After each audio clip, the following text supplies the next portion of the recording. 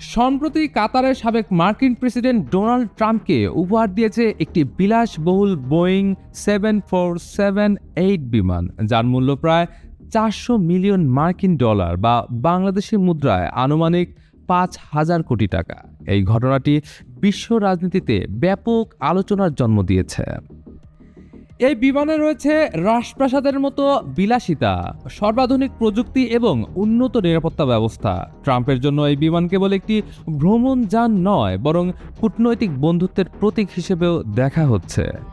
Trump এই উপহারকে দেশপ্রেমের প্রতীক বলে আখ্যা দিয়েছেন এবং এটি এয়ারফোর্স ওয়ান বহরের একটি অংশ হিসেবে ব্যবহৃত হবে বলে জানা গেছে। ভবিষ্যতে তিনি এটি তার প্রেসিডেন্সিয়াল লাইব্রেরিতে প্রদর্শনের জন্য দান করবেন বলেও ঘোষণা দিয়েছেন। তবে উপহার গ্রহণের বিষয়টি যুক্তরাষ্ট্রের অভ্যন্তরীণ রাজনীতিতে তীব্র প্রতিক্রিয়া সৃষ্টি করেছে। রিপাবলিকান দলের সিনেটর টেড ক্রুজ সহ ট্রাম্পের অনেক ঘনিষ্ঠ সমর্থক এই উপহারকে জাতীয় নিরাপত্তার জন্য ঝুঁকিপূর্ণ বলে মনে করেছেন।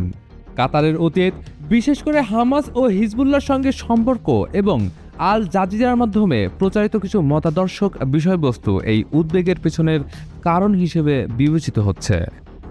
রাজনৈতিক বিশ্লেষকরা মনে করেছেন, এই ধরনের উপহার শুধু ভদ্রতা নয়, বরং এক ধরনের সফট পাওয়ার কৌশল, যার মাধ্যমে রাষ্ট্রগুলো বৈশ্বিক রাজনীতিতে নিজেদের প্রভাব বিস্তার করে। ট্রাম্পের আমেরিকা ফার্স্ট নীতির সঙ্গে এই উপহার গ্রহণের বিষয়টি সাংঘর্ষিক বলে অনেকেই মনে করছেন।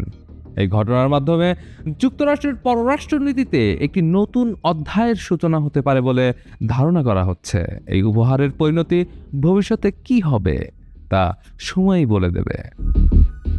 এমন আরও আন্তর্জাতিক খবর পেতে চোখ রাখুন ডেইলি মিন্টে।